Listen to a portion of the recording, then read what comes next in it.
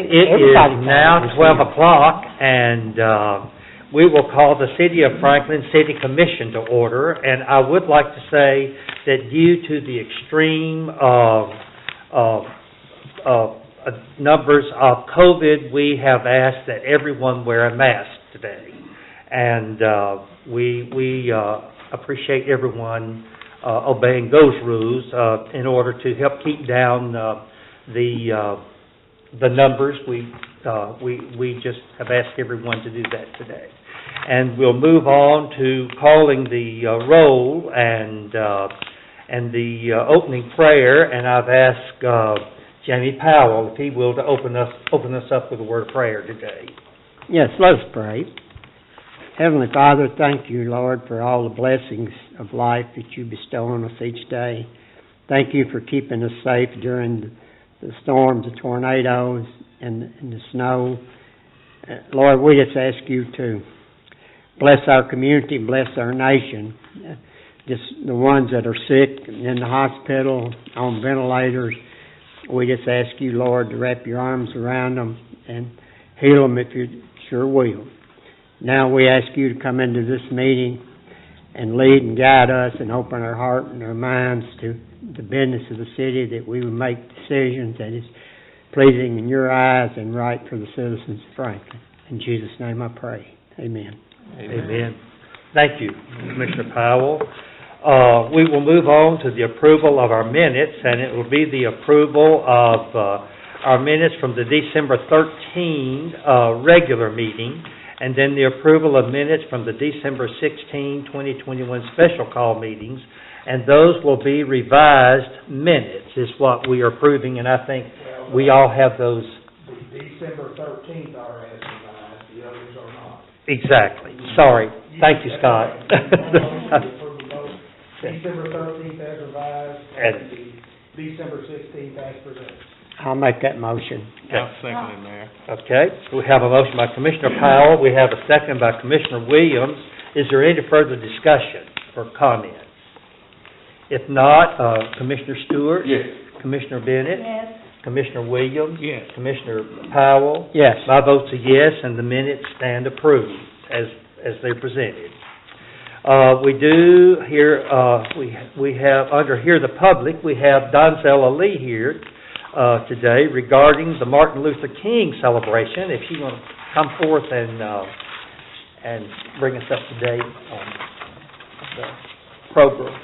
Thank you, Mayor, City Commissioner, City Manager. Thank you for this opportunity. I've not received the last numbers I received for COVID here in Simpson County was January 7th, and it was 282 positive down here in Simpson County. And in that one day, it was 50 positive cases. So we, the Human Rights Commission, have decided not to have our pancake breakfast. However, we will like to have the march and the motorcade. So we were requesting a police escort who was meeting at Greater Taylor AME Church on Jefferson Street at 8 o'clock, assembling there, and then from there we would go left on Jefferson and right to John Johnson, and then left down to Kentucky, and we will meet here on College in front of the Methodist Church. And we're just asking, due to the fact that we had to cancel our pancake breakfast, if we could have the street closed on Kentucky and Cedar, just right there in front of the Methodist Church, so that the cars could come in like they did last year.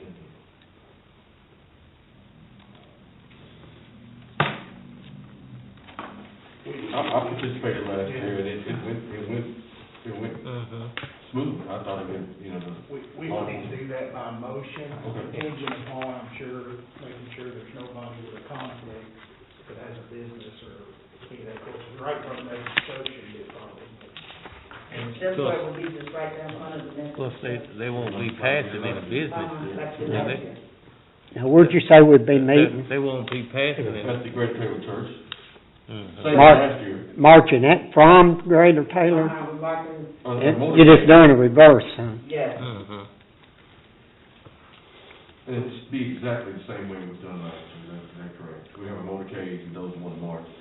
We just, you need a motion, Mayor? We do need a motion, Okay. yes, we would need, I'll make that motion. okay, we have a motion by Commissioner Williams, I'll second that. second by Commissioner Stewart, and, roll call vote, Commissioner Stewart? Yes. Commissioner Bennett? Yes. Commissioner Williams? Yes. Commissioner Powell? Yes. My vote's a yes, so that passes. Thank you. Okay, thank you, Donzella. Thank y'all, thank y'all so much. And I'm sorry that we can't have it, but, you know, I like to follow the CDC guidelines. And considering that in the state of Kentucky, Simpson County is number 3, Right. following Fayette County, I think we need to take it a little bit more serious in doing our math. Like our social gatherings. Right. Okay, Mm-hmm. thank you. Okay, we'll move on to the we have some new employees, and we are happy to greet them here this morning. And I'm going to ask each one of them if Tyrone Edmond will come up front here, and Charlotte Sky, if you'll come up front. And why don't you come up front with them, Johnny, and stand there with them? And I think Kenton Powell probably has some... Kenny with me too. Kenny, come on up here, Kenny. Kenton probably has some comments he wants to make here. Yeah, we basically have 3 new employees. We have a new police officer starting in December, and he is out this week, but we'll introduce him later. But Charlotte Sky, she's a wastewater plant class 4 operator. She's Water treatment. water treatment operator. But she's been employed for 3.5 years, and she has a background of lots of water, 8 years prior to that in marine biology. So we were really fortunate to have her so close to be able to come and work with us.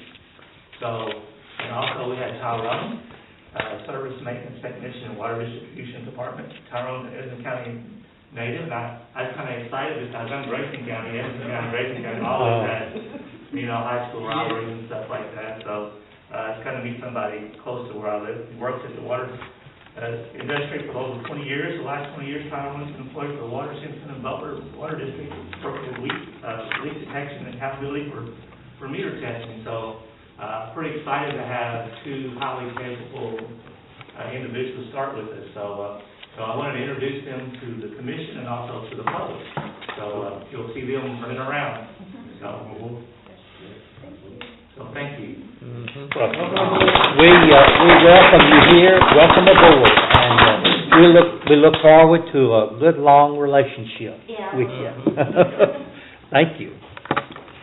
Okay, we will, under Community Services, I don't know if there's anyone here to speak, but I would like to mention that under Community Services, I have had several people call me and thank us for the removal of snow and how we have handled that, and I would like for the public to know that we tried to get on that real early, and our people have done a real good job as they normally do, and I want to thank them for it, and I'm sure there'll be other opportunities to thank each department and each one for it. But anyway, I wanted to take this opportunity to make this comment at this time. Thank you. And Give Kenny, give give him some props, because he's ahead of all of it. That's right. That's right. We're the team. You're exactly right, Commissioner. Okay. We'll move on to general government, and that'll be discussion and a possible action regarding the FS Parks and Recreation. And I think before that was the solar farm we had. excuse me, It's on it's one of that one there. So I just voted in at the last moment, and we have something here, an application from solar farm application, and maybe Carter can kind of come up and talk a little bit about that. We thought it was perfect if we have a commission discussion. You are exactly right. I just overlooked that. We got a lot of things floating around on our table, so it's totally understandable.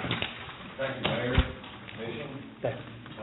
We received this application last week before the snow hit. And in particular property happens to be, I don't know whether you're familiar with it or not, 100 East, on the right just before you get to the creek. It's in the city limits, 100% of it is, and in our process, it's an ag zone, so it qualifies on the face of the application, qualifies for the areas they're wanting to look at. In my humble opinion, it's going to be on the gateway too. We don't address that, obviously, in our regulation, that it be on the gateway. And when we wrote this regulation a year and a half ago, that was the first thing on my mind, in the area, primarily where the power lines were. I knew the power lines were there, but this particular party that submitted this application a year ago, was looking at another area that was a lot safer than what this was, which was in the gateway. The lease agreement that they try to normally work out didn't pan out, and as a result, they opted for this property. I don't know much about these people. I haven't met with these people. I've talked with them quite often, several times, but they never came to my office, and we haven't done pre-con.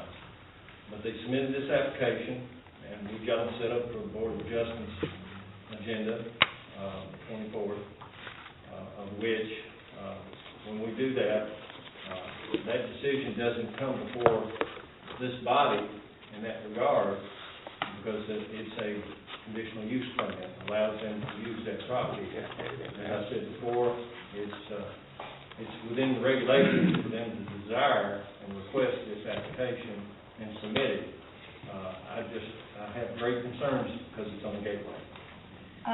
Can I just make a point of clarification? I don't think that this type of business is in our comprehensive plan, the 2010 comprehensive plan. Yes. No, it's not. No. So this, to me, this would not fit into our plan for that area. As I said, it's on the gateway. Solar farm is not mentioned in the comp plan. Okay? Let's keep in mind, we don't make a decision. I realize that, I'm just making a comment. I'm just pointing out from a legal standpoint that it's a freestanding board, where planning and zoning, some of that stuff comes to us, but what we can do, if the commission wants to take any action, we can send a letter either in support or in opposition to the Board of Adjustments to put our position. Do we need to make that in the form of a motion? You can. Okay, I make the motion that we send a letter, but do we need to discuss this further? And so You can go ahead and make a motion in second, and then you can discuss. Okay, I will make a motion that we send someone or a letter to deny this application, or our request to deny this application. And authorize the mayor to sign the letter on behalf of the commission. Authorize the mayor to sign it, yes. Okay, we have a motion on the floor. Do I hear second? I'll second it.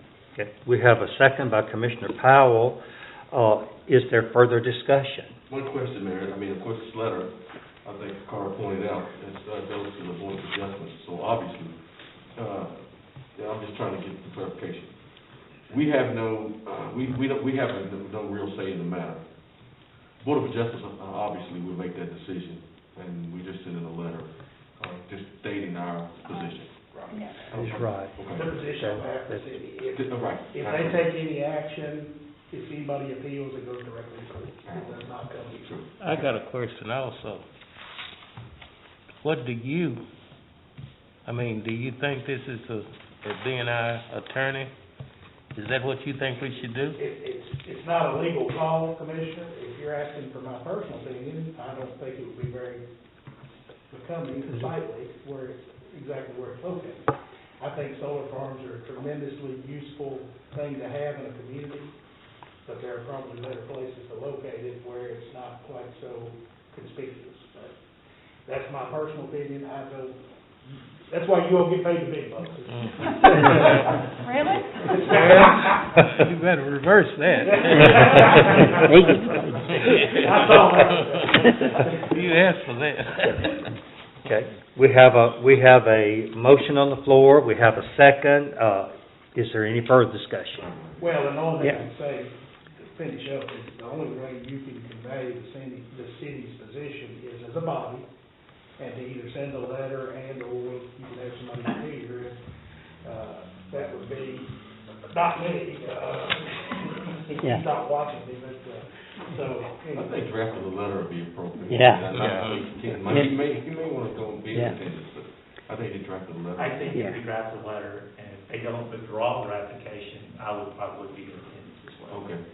Yeah. And as part of that, we may want to copy that to the people who have applied, Yeah. just so they can see what our position is. If it was And somewhere, that is in relation. if it was somewhere where it wasn't one of the gateways right into our city, if they would put it out I do. Oh, right. somewhere else. I don't want to suffer for you, you know. Okay, and that's in relation to the motion that's been made, that we send a letter then. Okay. Okay, we'll take a vote then. Commissioner Stewart? Yes. Commissioner Yes. Bennett? Commissioner Yes. Williams? Commissioner Powell? Yes. My vote's a yes, and that motion carries. Okay, and then that will take us to discussion and a possible action regarding the FS Parks and Recreation. And Mayor, I'll Kenton, go ahead you and want give to? an update. I went to the fiscal court meeting last week, and being it was the first meeting of the new year, just to let the body know that, I will try to make more appearances at this court meeting, and as the year kind of got busy, I just didn't go too much, and I think sometimes communication gets dropped, so anyway, as I attended the meeting last week, the parks was, I think it's been brought up a couple times, and, I think I see Mason out there, as a discussion point as far as bringing the parks as kind of an arm of the county, much like the public works. I think some of that was discussed a few times, maybe from an oversight, and I'm gonna paraphrase, and I'm sure maybe if I get something wrong, Mason will correct me, because they had gone a few years without pay increases.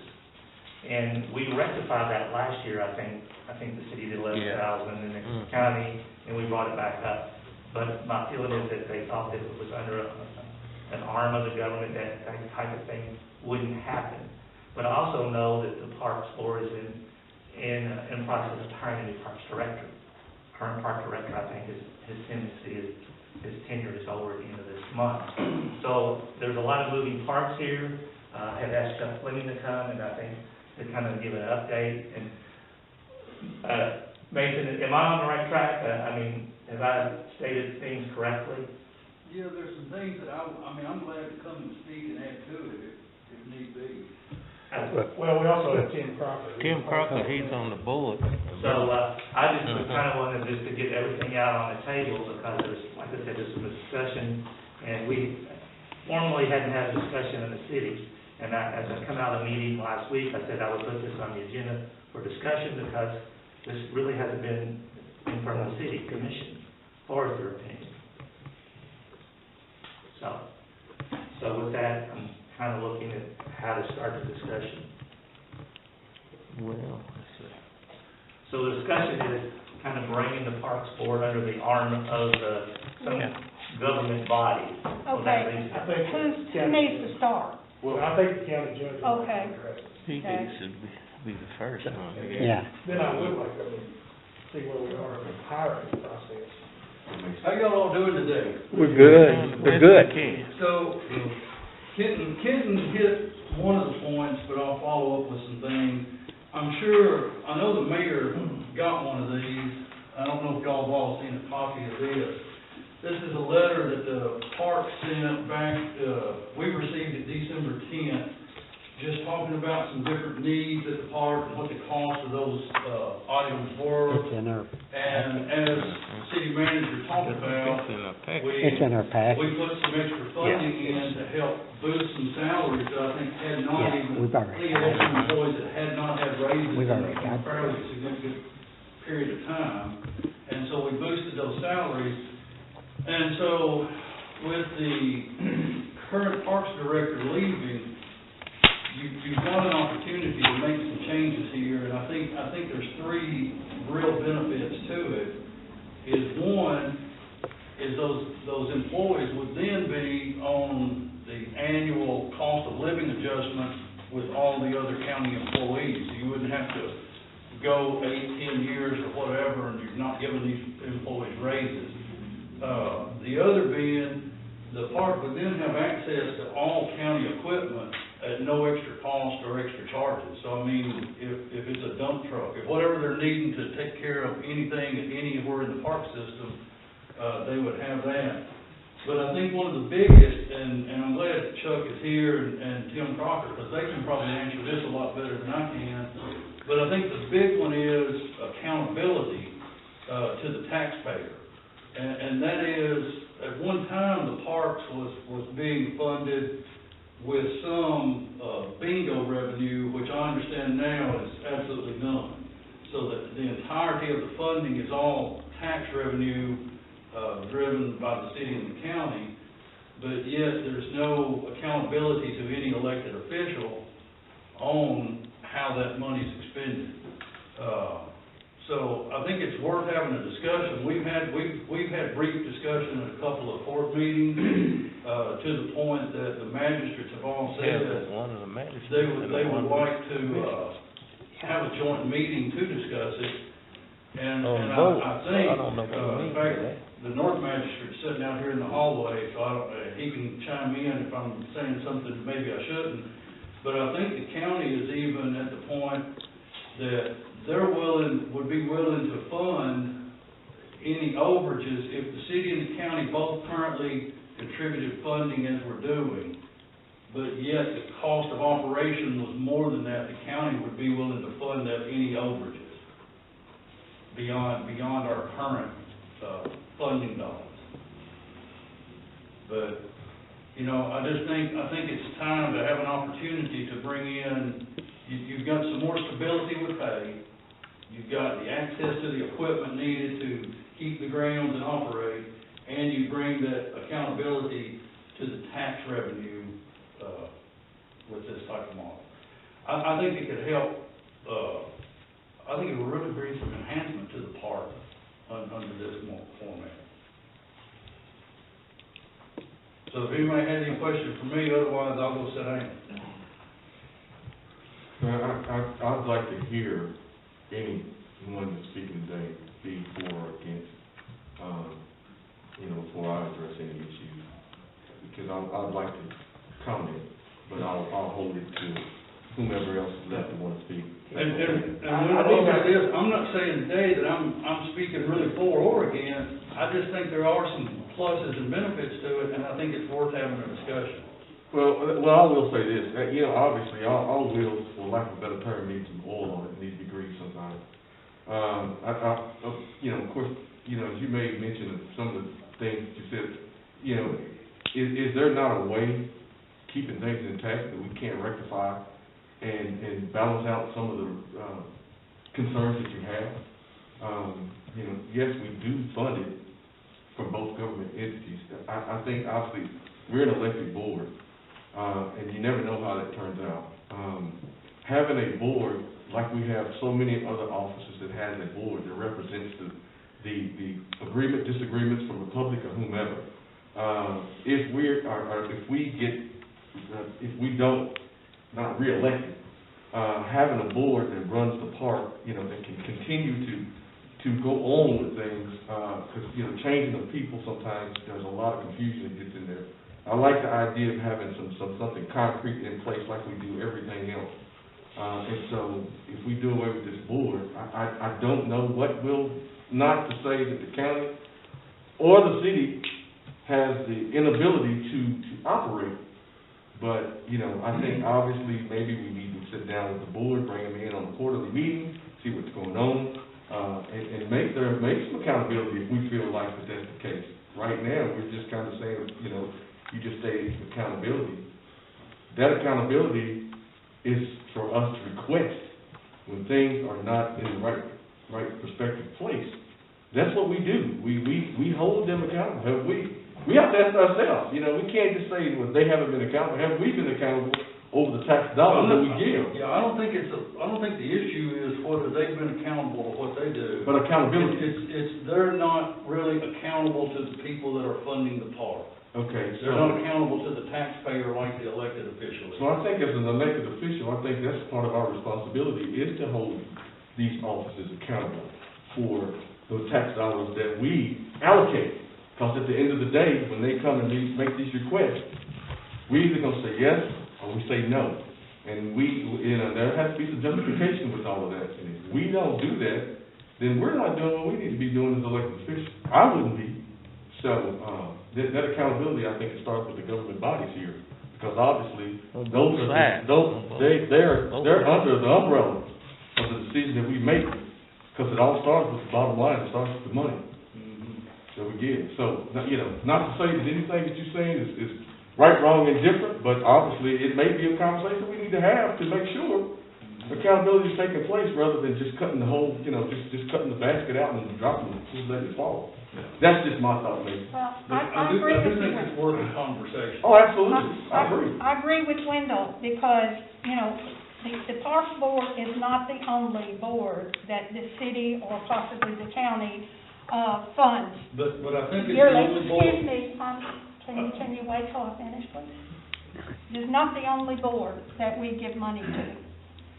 And if we say that we've got to make the Parks Board accountable, yes, we do, but no more accountable than any of the other organizations that we donate money to. So I think we cannot separate the Parks Board. Now, have we all been, okay with everything that the Parks Board has done over the last few years? Maybe I've been okay with it, maybe Wendell's not, or somebody else maybe have something. So I guess our accountability problem is that we may not ask them to come to speak to us. We have asked them, and they provide us a budget every year when they ask our funding. Maybe we need to help them, like you said, and you said maybe come to us a little bit more often. But to just say, okay, in the process of them hiring a new director, we're just going to say, no, it's not going to work, we're going to do something different. I think we've got to let the Parks Board find the new director and see where it goes. As far as the raises are concerned, I think that the Parks Board needs to consider that your raise, cost of living raise yearly, and if that comes to pass, then they approach in their budget the increase to the county and the city request. And this is a question for equipment. Is it feasible for the Parks Board to come to the city and say, could we possibly use this piece of equipment in order to do this certain thing? I mean, instead of changing the whole concept, maybe there's other ways to look at it. I think your request you said is, yes, can you do it? Can you ask today and expect it tomorrow? No. It has to be something that, we got a planner and we got to make sure we schedule the equipment appropriately. And if it's in the plan, I see no reason why that wouldn't work. But I think that don't the maintenance department at the parks kind of plan their schedule ahead?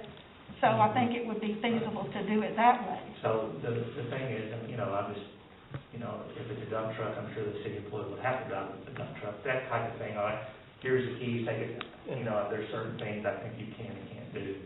But for the most part, it's a matter of scheduling, manpower, time, and when you want to do it. So. And is that a problem, Chuck, for the board to consider raises yearly, or whether, how you do it, it could be like most of the other departments do it. They look at each employee separately and, their job. As Herbert's my representative, Jamie's been a representative on my board, Wendell's been a representative on my board since I've been there. Right.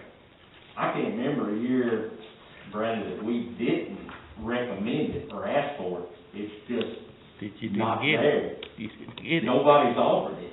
That's right.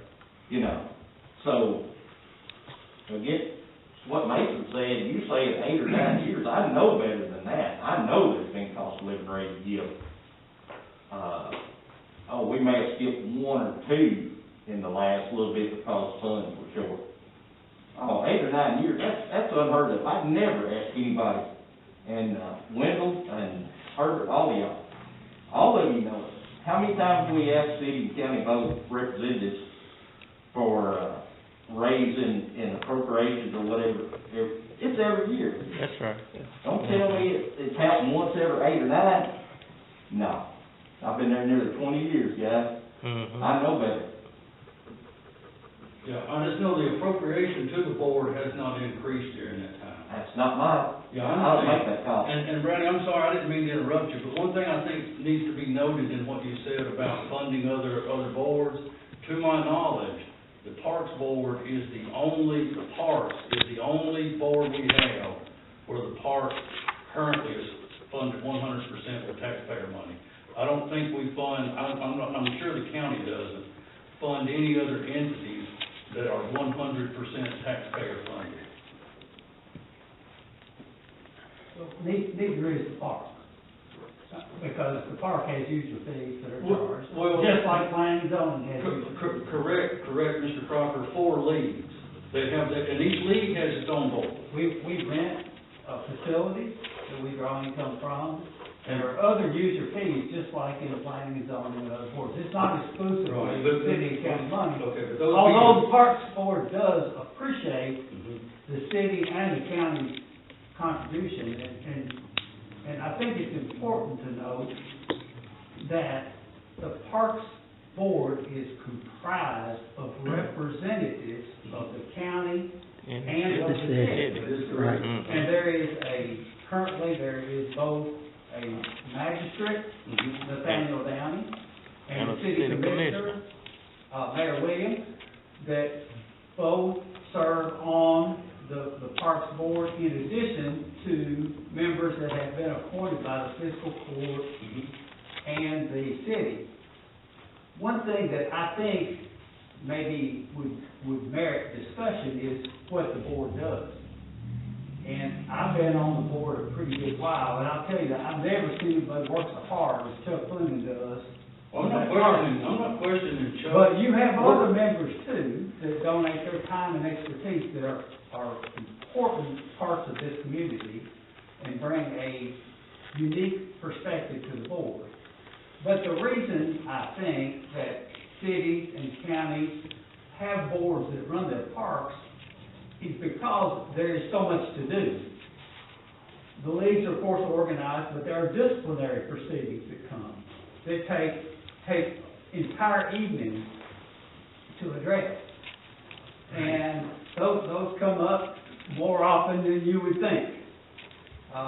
We wish that our problems were with our kids instead of our adults, but they're almost always the adults. That's right. And so, but we end up having to have hearings on those disciplinary issues. The budgetary issues are addressed.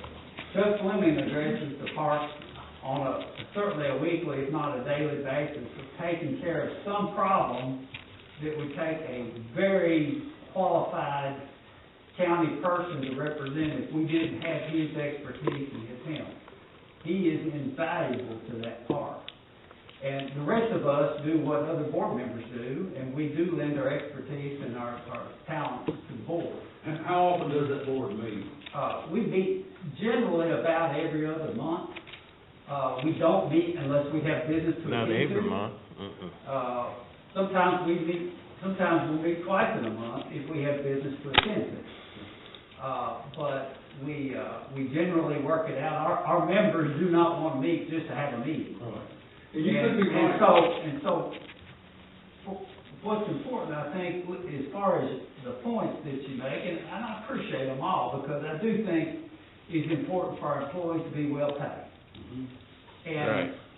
But I think that can be handled strictly by a budgetary contribution.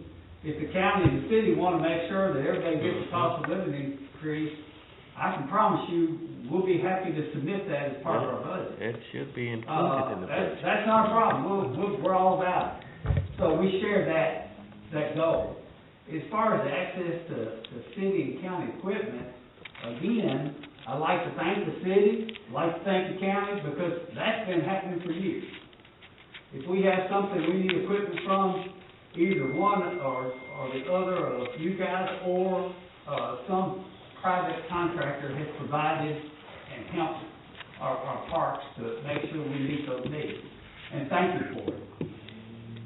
As far as the accountability, this works like every other board. They're accountable to the people who appoint the board members. And what I would ask both the city and the county to do is look at their board members and see who they have. It's an impressive board that you have there. And there are a lot of people that bring a lot of expertise that I would submit isn't even available on the city commission or the fiscal court, some of this expertise. And those are people who really do a great job, and they are accountable to you just like the planning and zoning is accountable to you, or the Renaissance Board, or the tourism board, or any other board. There is accountability to both the county and to the city, and I think it's significant accountability. But any time the fiscal court or the city commission should feel there needs to be more accountability, all they would have to do, Chuck Lynn will always come. He's always available, and he'll answer any questions you have, and he is a wealth of information about what is going on, both day to day and over the last 20 years for the Parks Board. There has been criticism aimed at the park over a couple of issues in the last year. Both of those issues, I can assure you, the Parks Board followed legal advice in the position they took.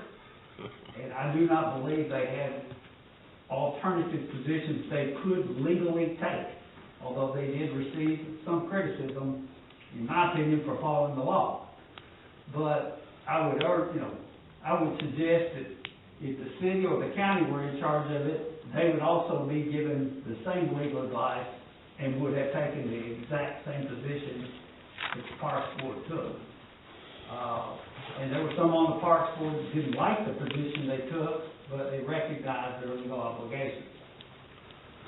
So I guess my summary would be is I think there is accountability. I think there is a nice sharing of equipment that both the city and the county have always been helpful to us. We've had a long history of having really good city and county representatives. You all may recall Larry Randolph served for a long time as our county representative. We recently voted to name a road out there after Larry. And Mr. McCutcheon both. And I think that's right, yep, and Mr. McCutcheon. But we have had extraordinary service, and unlike some boards, the city and the county representatives have a vote on this board, and they do exercise that vote, and I assume they report to the city and to the county as far as what is going on there. So far as the hiring process is concerned, the Parks Board voted to and is utilizing a hiring consultant to make sure that we do get a qualified, hopefully helpful person in that position. It's an interesting time to hire, but I think we will be successful in getting someone that both the county and the city will find acceptable and helpful. Well, in fact, Chuck and I have talked about that, and I'm not here to question whether the board should proceed on hiring someone. I told Chuck absolutely, I think you should. The one thing I did mention to Chuck was, I think we really need for the board to re-examine that starting salary if we're going to get someone that can do the kind of things that I think we all believe need to be done in the park. So I want everyone to understand something. I still think, and you could be right, that it could be simply we need to address what the board expectations. I don't know. You said that earlier when you started talking. Maybe that's where we need to be. I think it warrants a discussion, a collective discussion about where do we want to see the park and how do we want to see it move forward. And I'm for whatever is going to make the park be the best that it can be going forward. And certainly our board would be interested in that discussion. We have a lot of ideas.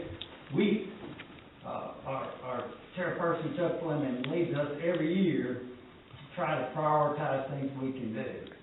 And of course, you know, if we had our perfect world, the number one would be is to not have our kids playing on no landfill. If we had our perfect... Yeah, we don't have a perfect world. And we discussed that, but we also are aware of the reality of our budget. That's right. And we try every year to present things to both boards that are financially doable, but certainly we are not a board that does not plan and does not try to every year evaluate what we can do better.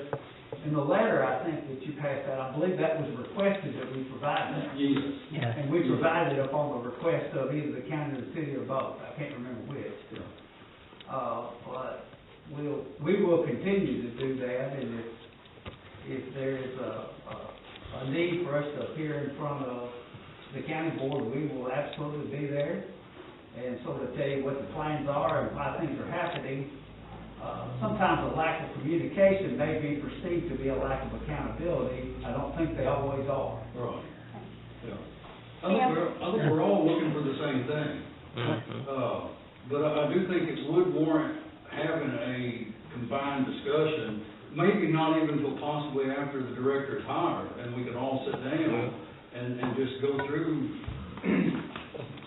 where we're all thinking moving forward.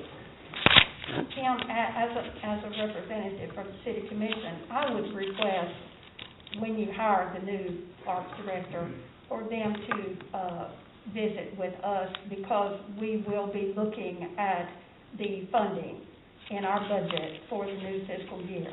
And we would like to know what their plans are. And of course, we know it's going to take this new director a while to get acclimated to the job and know what they do need or don't need or whatever. But we would request them to do that, to come to us and tell us what their plans are. Both entities. And what they're going to need from us. I mean, you've given us an idea here, but this new person may have some more plans. So I think the rest of the city commission would agree with that.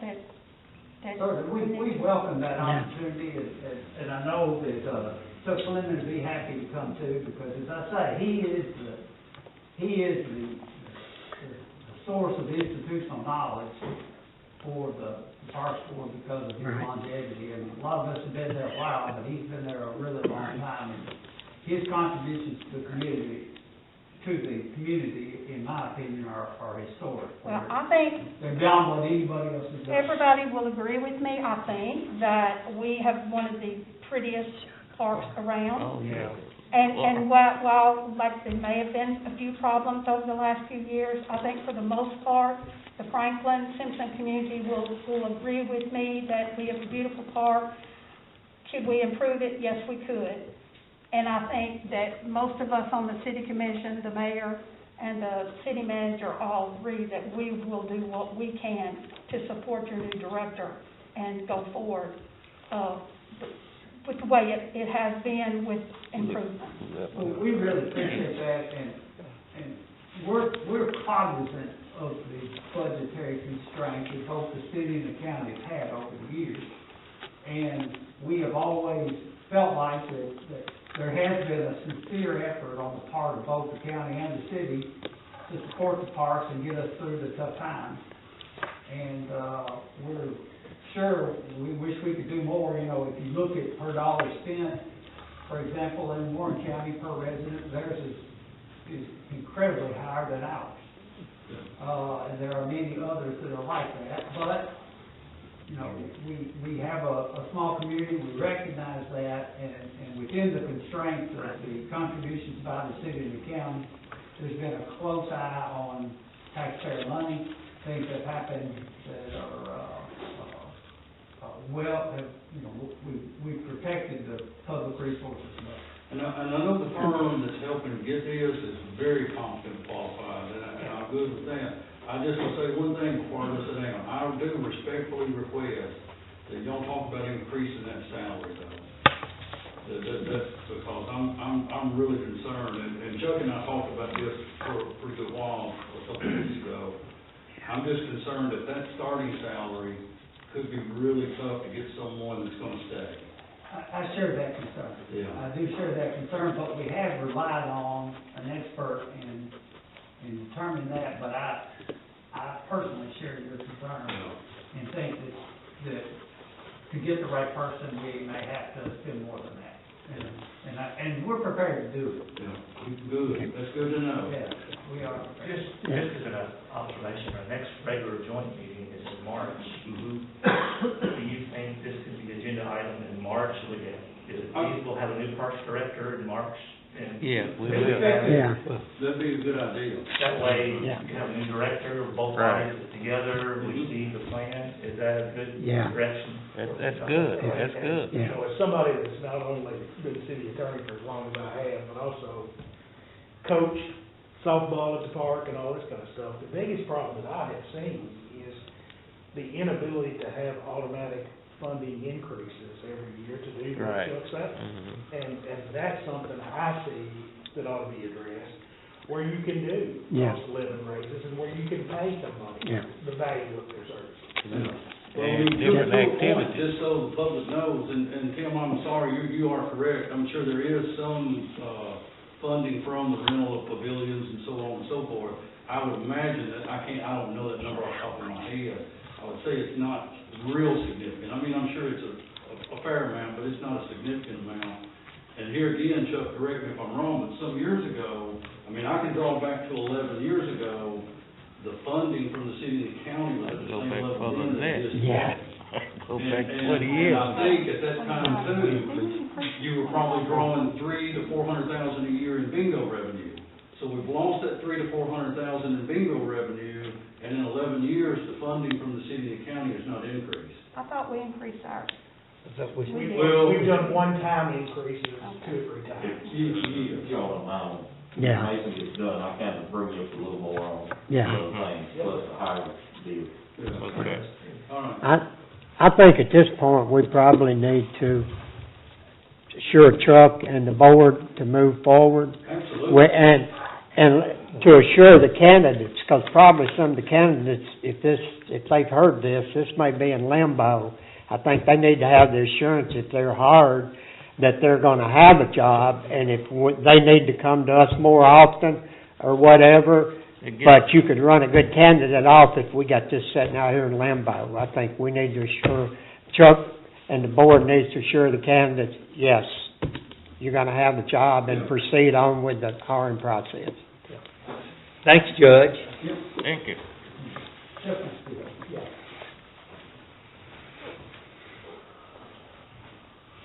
As a parks board chairman, like I said, over probably the last 20 years now. Back before I was there when Terry was hired, there when Tim Cook was hired. Like I said, Wendell's been on the board, Herbert, Jamie, all of them. We had 54 applicants for a job. Yes, I understand that salary's advertised. John Hall handled that. That was his suggestion. What you don't see in that, you do not see the retirement, you do not see the insurance, you do not see the truck, you do not see the cell phone bill. That sort of stuff doesn't show up in there. So that, really, for that salary to show the way it does, it doesn't show the way That's right. Right, it's a lot. and everybody will know that. Also, it doesn't show, depending on your experience or education. Okay, so we've got that under control. Don't worry about, I just don't want anybody to worry about that right now. But I did speak to John about raising it. I think it was even, may have been taken down before that come about, to be honest, because Mason and I only spoke last Friday. So, we've got it narrowed down to, I think there's 4. John's moving on to the next step with at this time. The assurance of the job, like what you all said, would come into play because 2 of those applicants are out of town. So, they do need to be assured that the job will be there. Absolutely.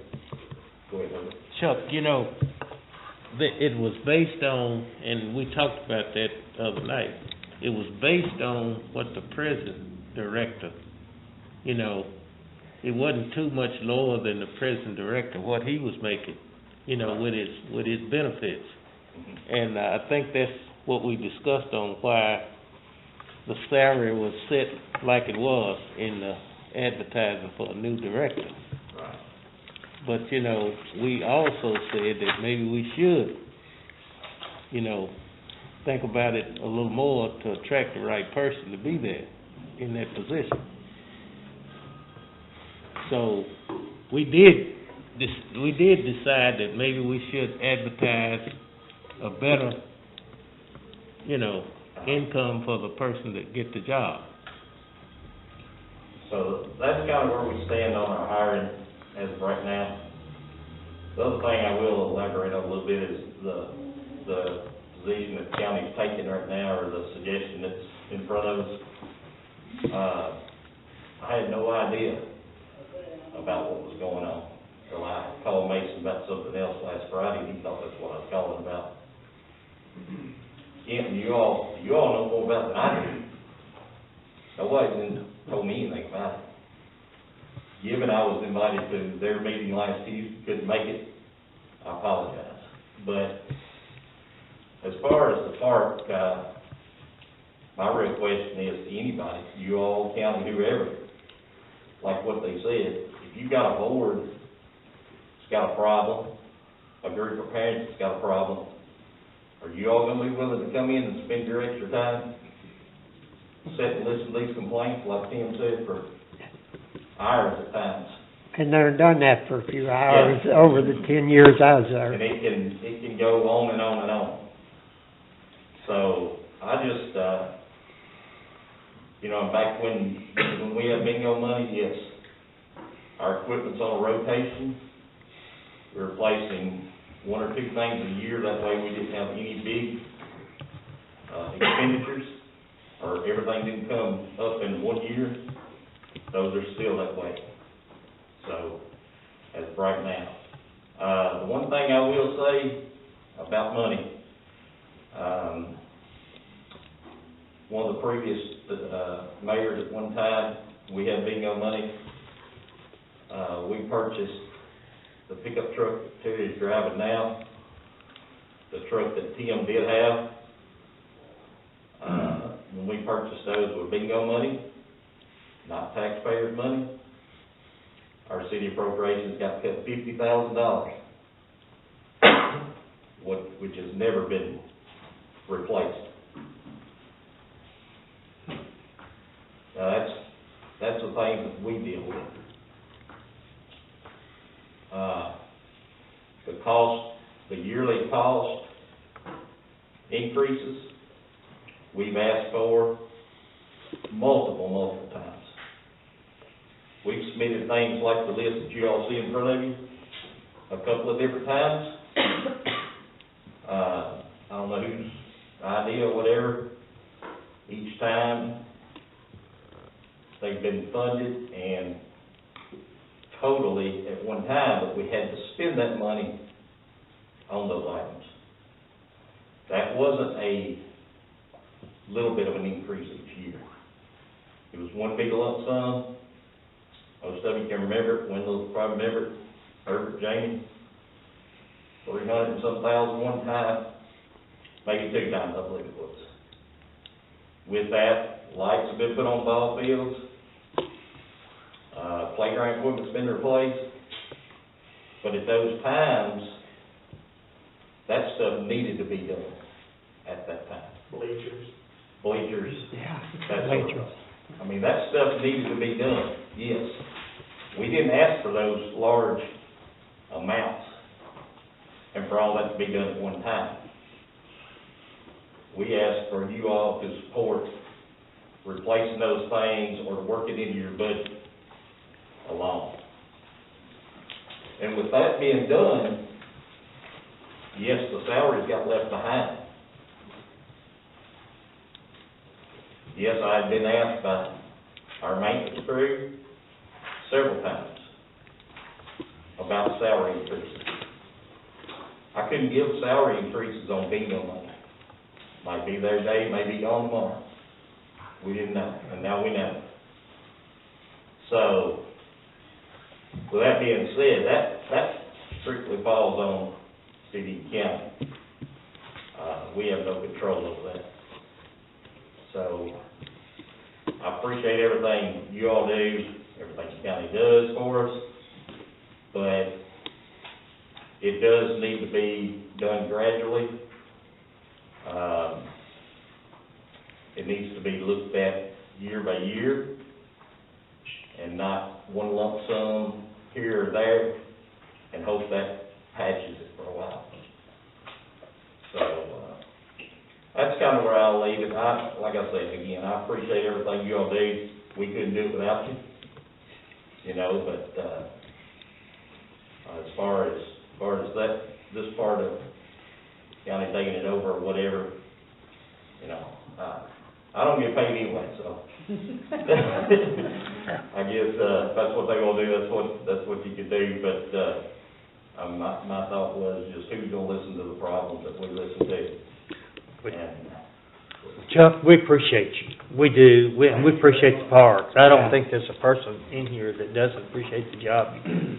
And the parks, I mean, the parks, it's a wonderful asset to our community, and I want you to know that I speak for the body, but we appreciate you and appreciate the job that's done out there. And I don't know, you know, I grew up out there when that was a landfill on that. My dad ran that landfill for years, so I've been on that property ever since I was a kid, so either one way or the other. So, but if you've ever got any questions for me, anybody, like I said, you're more welcome to call me at any time. I think you all get a copy of your budget. I know in the joint meetings we were in, Mason had a couple of magistrates that said they never even seen a budget for the park. Well, that's not, you know, it's reported where it's supposed to us. If you haven't found it or seen it, that's on you. That's not on me. So I appreciate your all's time. No, I just wanted, as you commended him, I do too, for coming today, because obviously, you know, we see numbers a lot, but sometimes the numbers is good, always have some voice representation with the numbers. Obviously, this is something that, because the parks is a very intricate part of this community, like so many other things, and, you know, we have to gently treat that as such. So thank you for coming and addressing the situation, because, you know, these things now I mean, it's subconsciously now, it will render itself to us, and we have to take it more seriously. Maybe what we have done in the past. I can only speak for myself. I do have a great interest in the park, as one of the elected officials. But again, this is something that we need to do more often, maybe quarterly, you come in and address us, and leave no doubt about what thought process is and what's happening with the park. So maybe if we can get that done in some type of way, that would be good for us. And so, again, thank you for your presentation and this toast today about what we do or maybe what we didn't know. That's it. Thank you, Chuck. Thank you all. Thank you, Chuck. Thanks, Tam. Okay, we will move on to discussion or possible action regarding Verizon wireless contract. And Kenton Powell, you wanna take that? That'll be page 24. Commission, I don't know, not sure if you'll know about this, but I didn't know until recently that Verizon had bought Bluegrass. Yeah. And a lot of our on-call phones, iPads, have been purchased through Bluegrass, and so we have 2 on-call phones that wasn't working. So when Tammy Carey was reaching out to get it corrected through Bluegrass, we ran into a real roadblock. And she worked for several days to finally found out that the reason why was because we had to go through Verizon. And she got a hold of the government contract, and you can see that we had asked the mayor to sign this last week because the 2 of the on-call phones are not operational, and we wanted to get that expedited to get them back to us. So you can kind of see that basically on page 25, that's the agreement we had the mayor sign.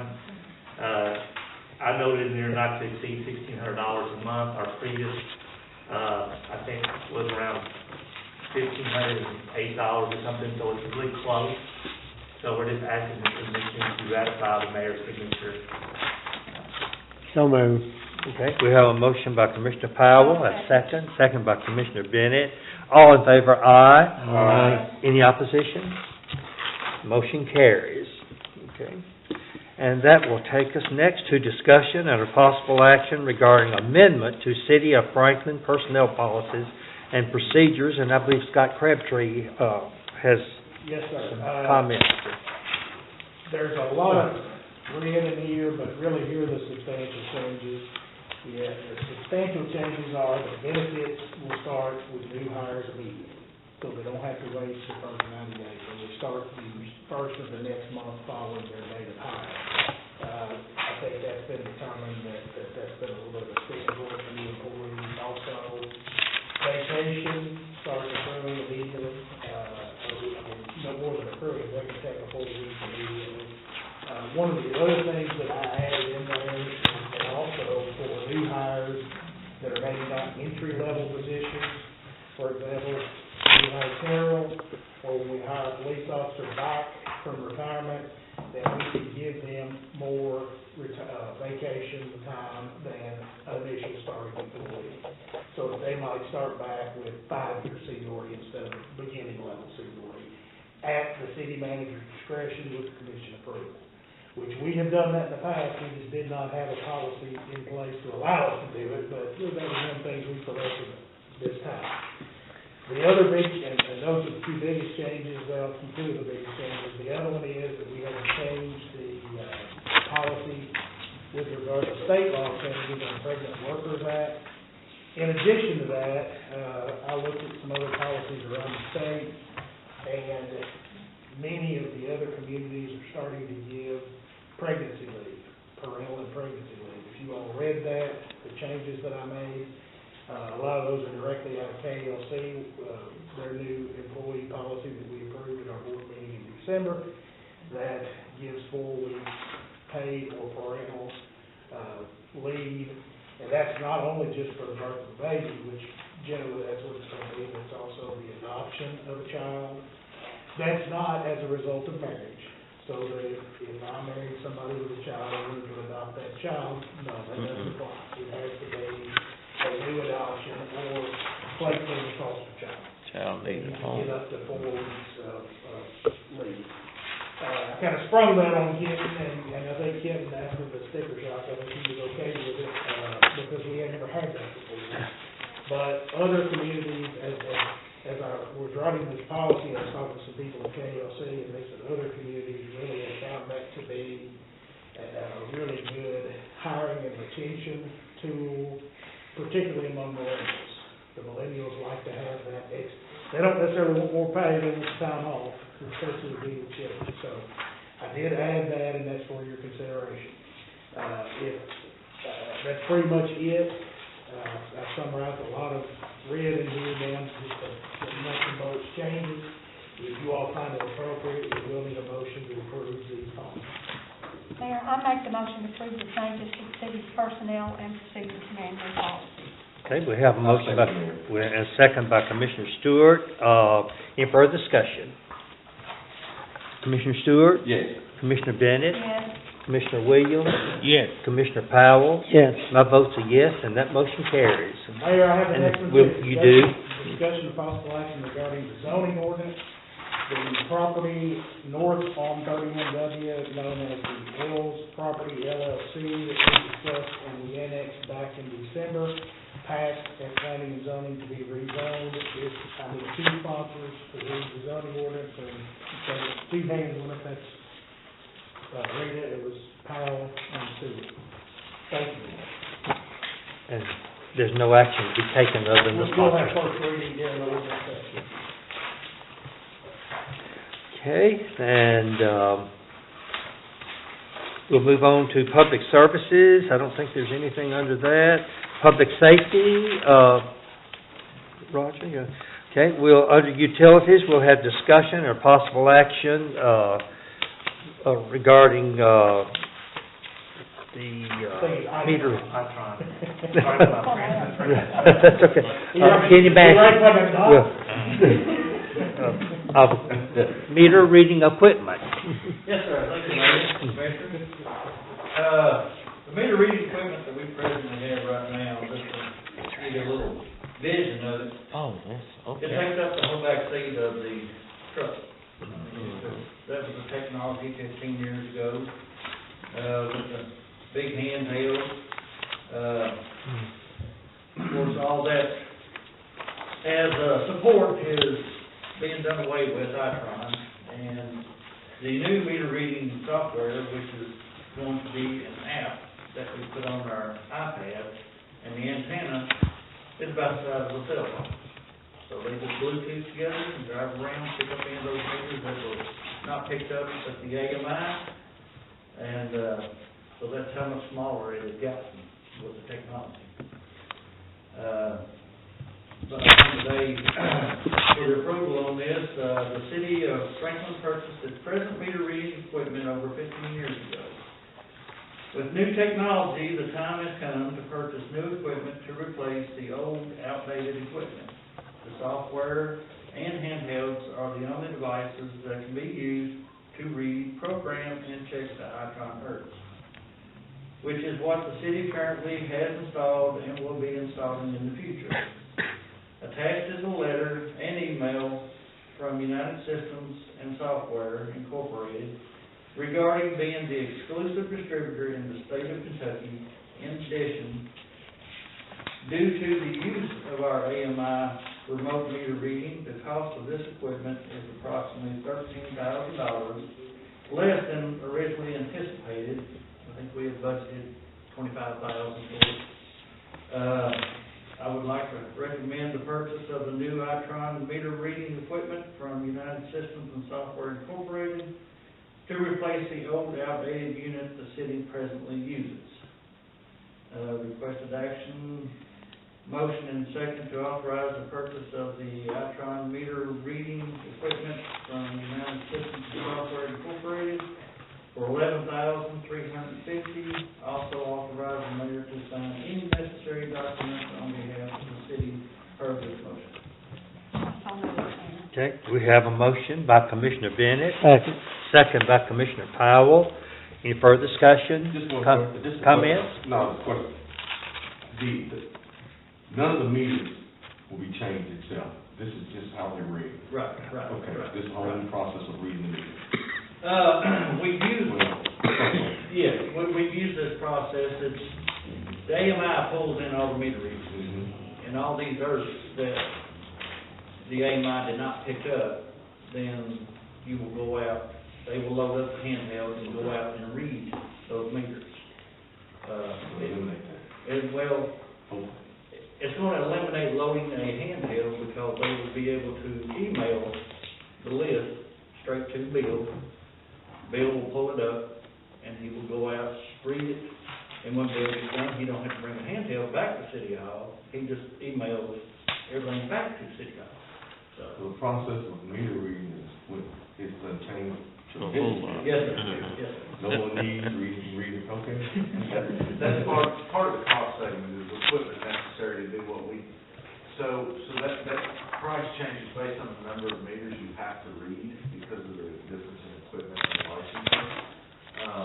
Since a large portion of ours is read by AMI now, this is just for those that it doesn't, something screwy has happened, either an ERF's not sending out a signal, we have to go out and pick up those up. Okay. So that cost has been significantly reduced, and the number we have to do that with is way down. But also, this is our backup in case the AMI system goes. That's right.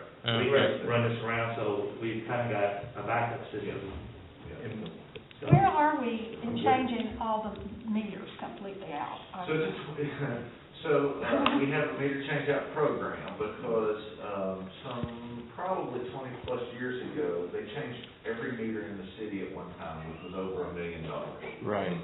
What we've done is we've broken that into 20 different distinct districts because those meters have a 20-year warranty.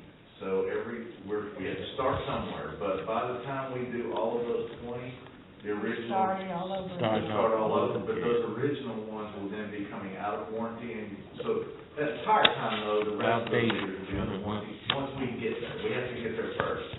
But as opposed to changing 6,000 meters, you're changing 300 a year, so it's a much more steady budgetary line instead of. And no matter how old the meter is, whether it's new and old, this will still work. Yes. This reading system will still work. Yes. We have a motion and a second. Commissioner Stewart? Yes. Commissioner Bennett? Yes. Commissioner Williams? Yes. Commissioner Powell? Yes. My vote's a yes, and that motion carries also. Thank you, Kenny. Thank you. Next, we will have an ordinance reading, and Scott, do you want to take that? Or You who? gonna do it? No? The new one on me, okay, give me just one second. It does, whichever. Yeah, I'm gonna have this, I'm gonna do the second reading of the historic district overlay ordinance, but then we were gonna have a discussion. I think Lee Ross Dinwiddie's here on that one too. There it is. I'm trying to find it in my book. 96. It's 96. Thank you. All right, this is second reading, a summary reading of ordinance number 2021-033, an amendment to the ordinance adopting a historic overlay for the city of Franklin, Kentucky. The maps and the descriptions of the new districts are attached to the ordinance. And with that, we need a motion and a second, and then we'll pause for discussion, and then we'll Okay, do I hear a motion that we, May I make that okay, motion? we have a motion by Commissioner Williams. Second. Second Second. by Commissioner Powell, okay. Any further discussion? And at this point, I think, we were gonna open it up to the audience. Whoops. Is there anybody here to discuss that? Mr. Bowers was going to attend today. He sent us an email this morning, just so you know, to state his opposition to it, and that he would like to apply for an exemption. And I'm just kinda letting that go. Do you have anything you want to address with us, Lee Ross, at this point? So as far as exemptions, the board would need to vote on those. That's right. Right, so And we could speak to that more or the other. he sent it to Tammy, and I know she's out this week and copied us. Somebody, probably Tammy, just needs to respond to him and say, hey, you can apply for an exemption. Sure. I mean, obviously, the reason why the one may or may not be granted, I mean, it's been there to you yet, because it's agricultural. Right. But all that aside, that's not a subject. We're getting back down into the rabbit hole talking about our boards. That's why we got you guys as the board. You all can Yeah. make that decision yourself, so. Yeah, the board is each individual, while we have met with quorum, each individual has said, sure, an email, and we've reviewed them both in the meeting, but. And that's fine. Anybody have any questions for Lee Ross, or? I talked about it quite a bit at the Yeah. last meeting, I know. Yeah, we've discussed it a lot. We wanted to give another opportunity. We sent the letter out just to the public and said, hey, we're gonna talk about it again today, so if anybody's got any questions, comments, now's the time to speak. I would just like to say for the record, Scott, that I have had several calls that were in favor of it, and, but I even had 5 calls this morning, and people just calling to say, I'm in favor of just for the record. Any other comments or any questions? With that, Okay, we'll take it. we'll do a roll call vote. Commissioner Bennett, Yes. Commissioner Powell, Yes. Commissioner Stewart, Yes.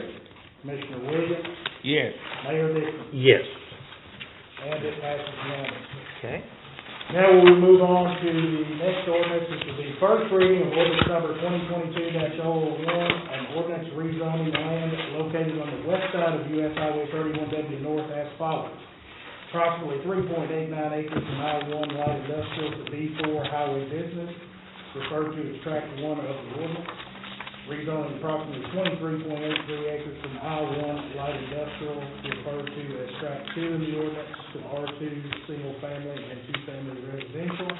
based upon the recommendation by the Planning and Zoning Commission from a petition filed by L's Property LLC. That includes first summary reading of that ordinance, second summary reading of the other ordinance. And as always, the ordinances are available at City Hall during ordinary business hours, and they will be on the website upon passage of publication. And I did that without a script. Thank you, Scott. And Rita, I didn't mean to pass you up. Or you did, she was looking at me all along. I'm used to getting thrown under the bus. That will take us on into executive session, and I will need a motion to go into executive session. So moved. We have a motion by Commissioner Powell. Do I hear a second? Second. Second by Commissioner Williams. All in favor to go into executive session, say aye. Aye. And we are now into executive session.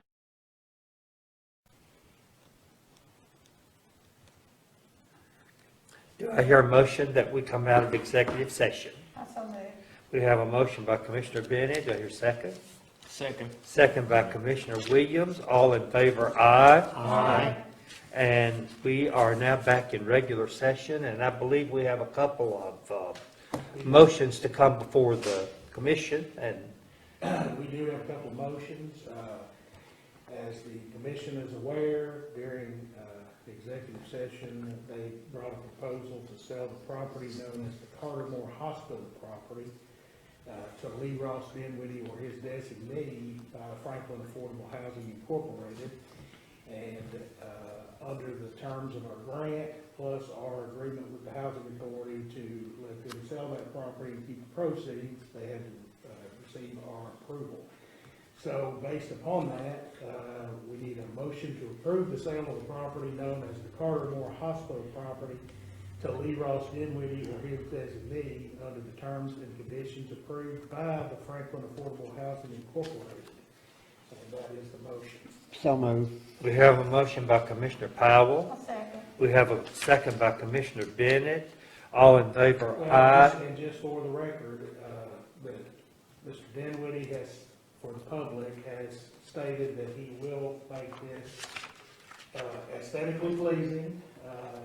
It will, in general, be under the same conditions as the surrounding properties. It'll complement the downtown area. So I did want to put that in the record, and for people watching on TV, that we did hear that, and we consider that as part of the proposal. So with that, go ahead. Okay, thank you, Scott. Any further discussion? All in favor, aye. Aye. And that motion carries. We have one other piece of action, and that is we need a motion to hire Caleb Williams as a customer service representative for the city of Franklin to work here in City Hall. Do I hear a motion? I'll make that motion. We have a motion by Commissioner Stewart, Second. second by Commissioner Bennett, and any further discussion?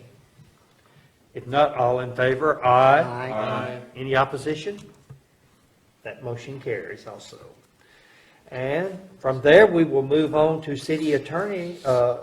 Any report, anything further, No, Scott? We've been here long enough. City manager? No, sir. Okay. Commissioner Stewart? No, Mayor, thank you.